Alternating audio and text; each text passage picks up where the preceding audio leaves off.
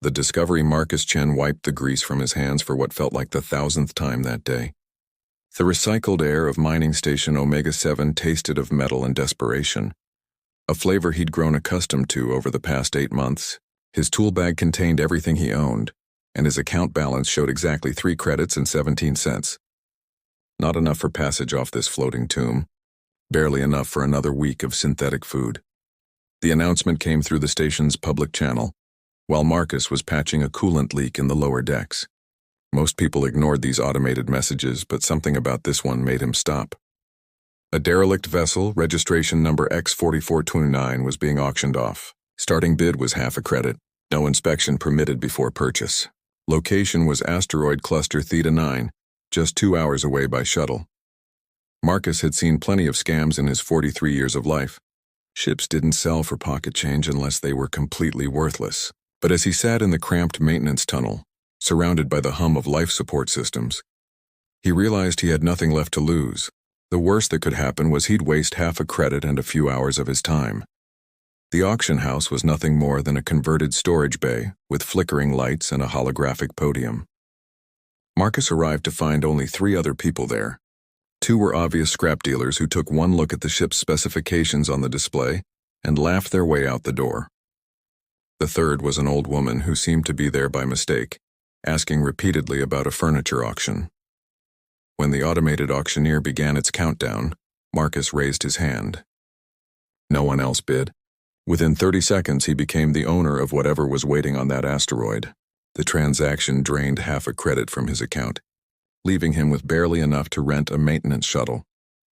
The journey to Theta 9 took him through a field of debris that sparkled like diamonds against the black void. Old mining equipment, chunks of processed ore, and the occasional piece of a ship that hadn't been lucky enough to navigate the field safely. Marcus guided the rented shuttle with practiced ease, his years of experience showing in every careful adjustment of the controls. The ship appeared on his sensors before he saw it visually. The readings were strange, showing energy signatures that didn't match the supposed derelict status. When it finally came into view, Marcus felt his breath catch. The vessel wasn't just old. It was ancient. The design was unlike anything in the current Federation registry. Smooth curves instead of angular plates, a hull that seemed to shimmer even in the weak light reflected from the nearby asteroids. Marcus docked with the main airlock and was surprised when it accepted his ownership codes immediately. The door slid open with barely a whisper, revealing a corridor lit by soft blue lights that shouldn't have been functioning. The air inside was fresh, impossibly fresh, as if the life support had been running perfectly for years without maintenance.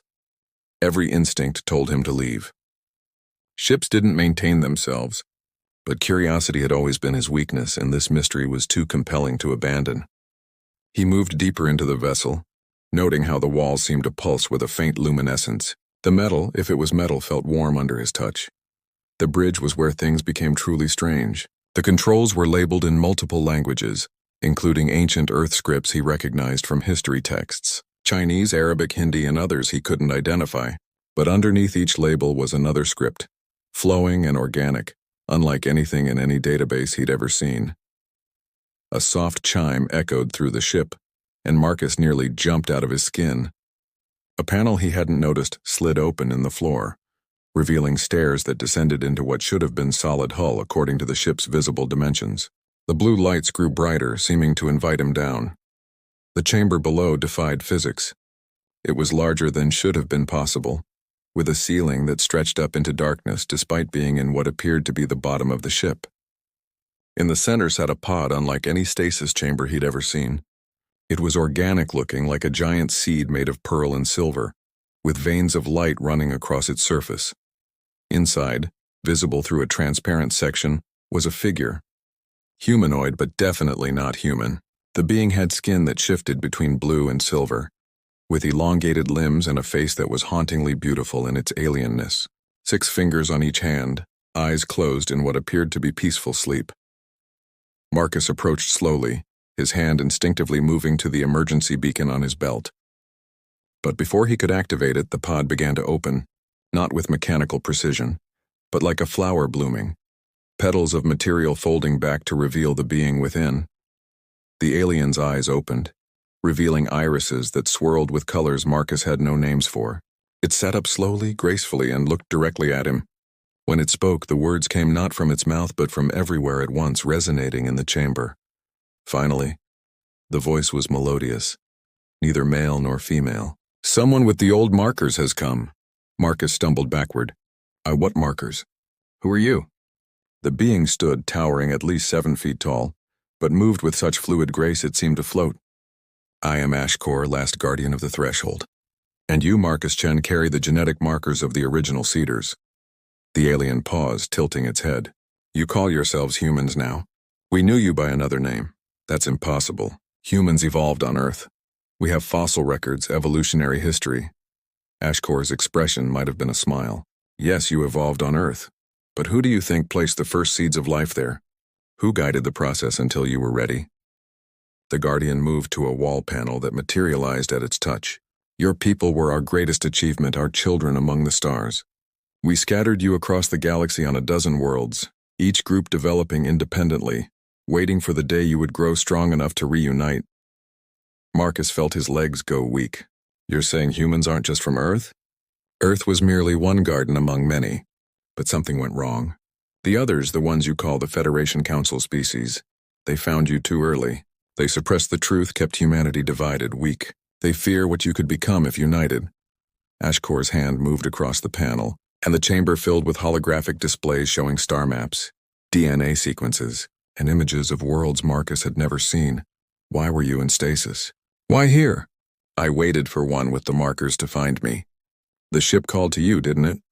The price was set to be insignificant, because only someone with the genetic key could even see the auction notice. Others would have unconsciously ignored it. Ashkor turned to face Marcus fully.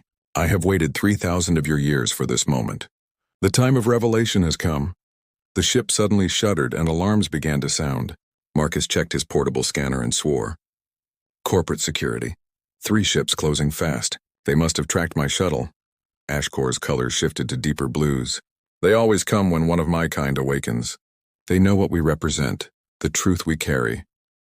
The Guardian moved with surprising speed to another panel. "But this ship is more than it appears.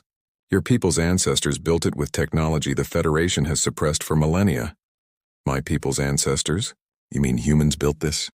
Humans and Guardians working together as we once did? Before the suppression, before the lies." Ashkor's fingers danced across controls that materialized at its touch. "Marcus Chen, you must make a choice. Leave now and forget what you've learned, or help me reveal the truth to your scattered people. But know that choosing truth means declaring war on everything the Federation has taught you to believe."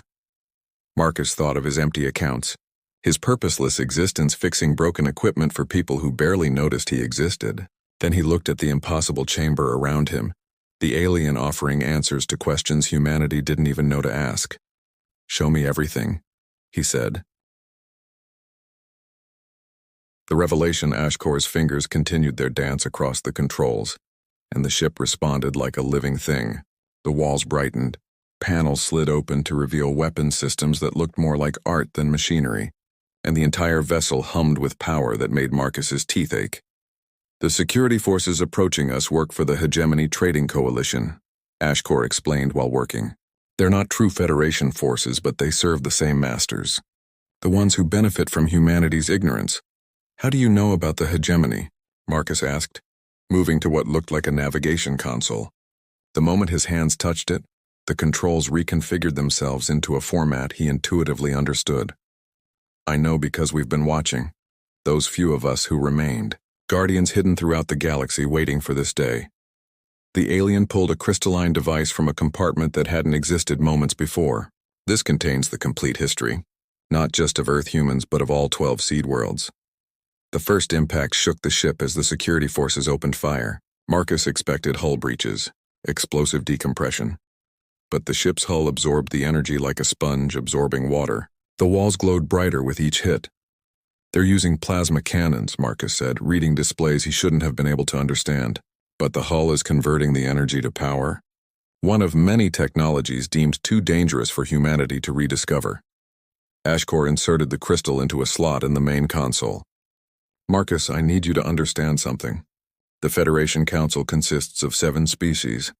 6 of them discovered faster than light travel naturally. The seventh, the Veil, found it by accident while excavating ruins on their moon. Those ruins were human. That's not possible.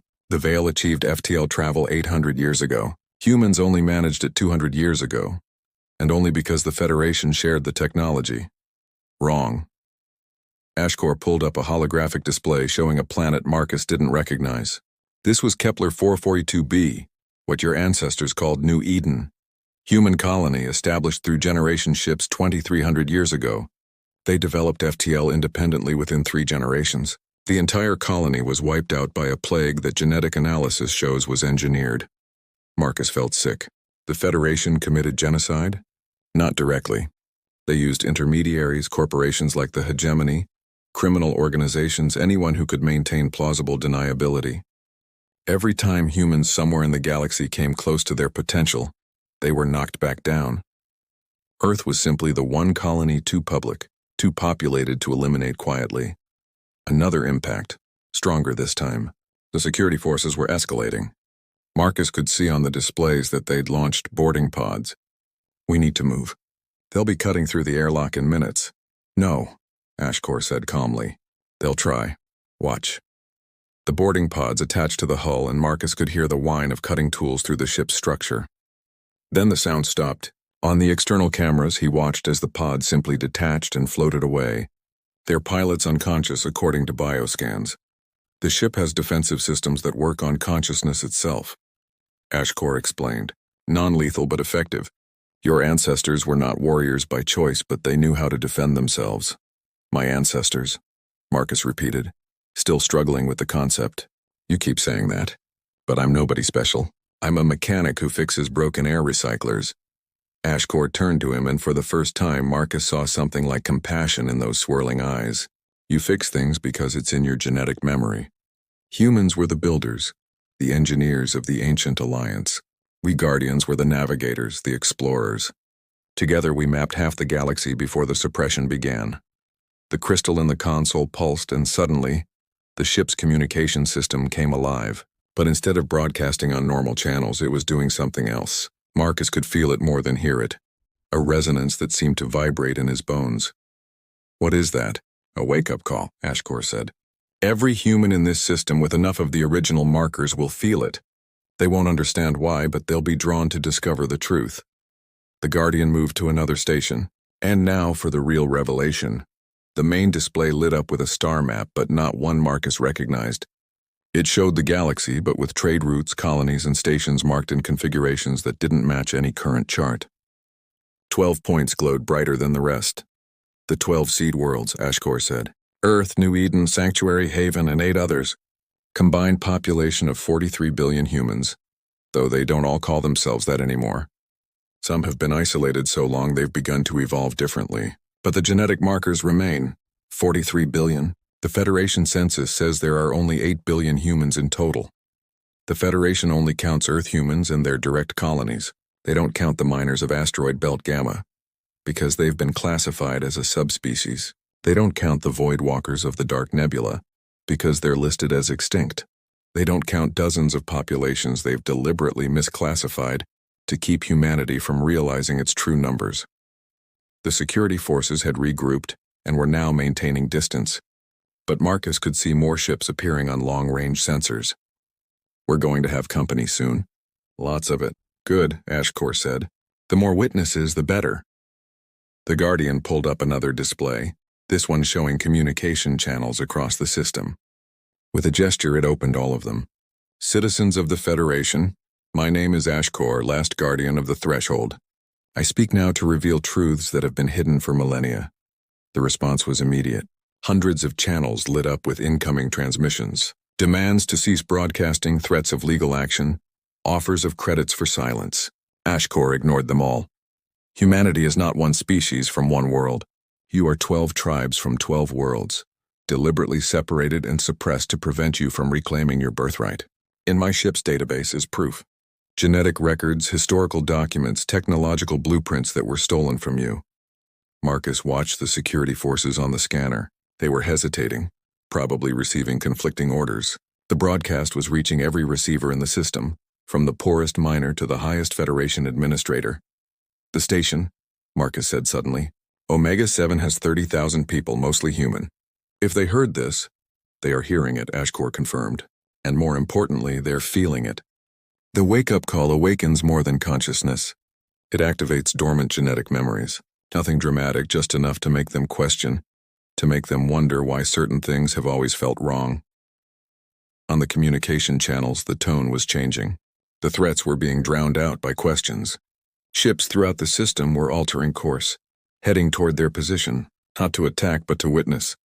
"This is Admiral Reyes of the Federation Navy," a stern voice cut through the chatter. "Cease this transmission immediately. You are spreading dangerous misinformation that could destabilize peaceful relations between species." Ashkor gestured for Marcus to respond. He hesitated, then activated the communication system. "Admiral, this is Marcus Chen. I'm nobody important, just a mechanic who bought this ship for half a credit. But I've seen the proof. I've seen the real star charts, the genetic records. How do you explain human ruins on the Vale homeworld that predate their civilization?" Silence for a moment, then. "Mr. Chen, you've been deceived by a dangerous alien entity. Surrender yourself and you won't be held responsible for this disruption." "With respect, Admiral," Marcus said, finding strength in his conviction. "I've been deceived my whole life. We all have. Did you know there are humans living in the dark nebula?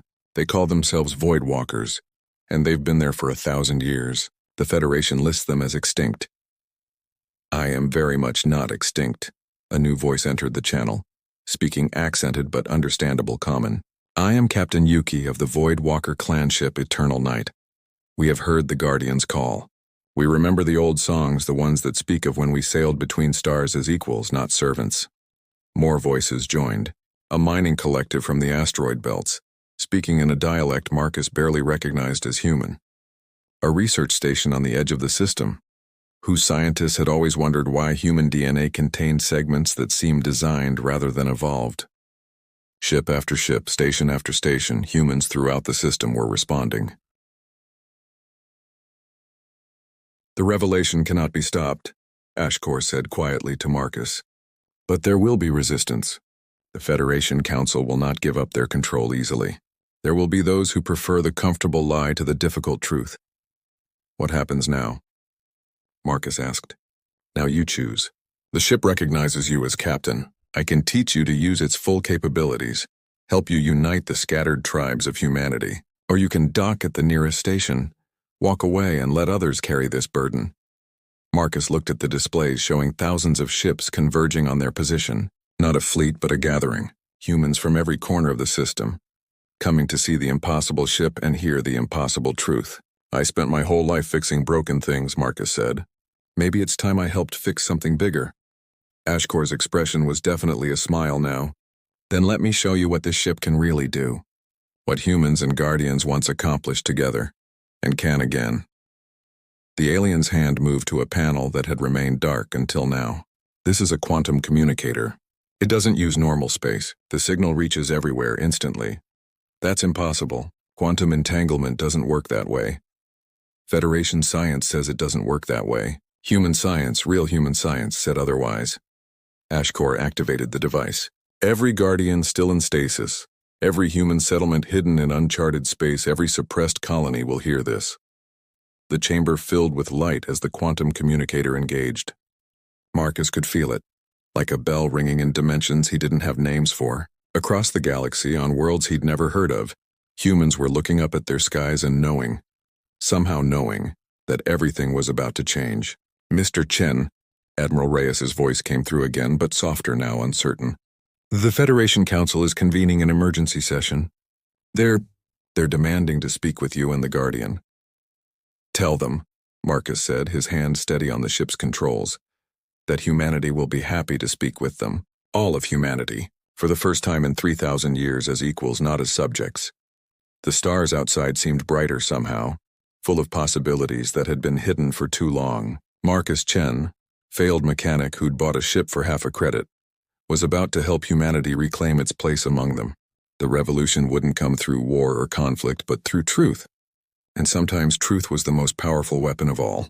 As the first ships began to dock, carrying humans eager to learn their real history, Marcus realized his life of fixing broken things hadn't been a failure. It had been preparation.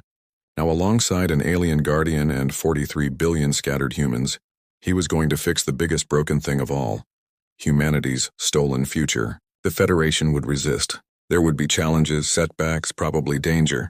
But for the first time in his life, Marcus felt he was exactly where he needed to be, in an impossible ship with an impossible truth, ready to do the impossible.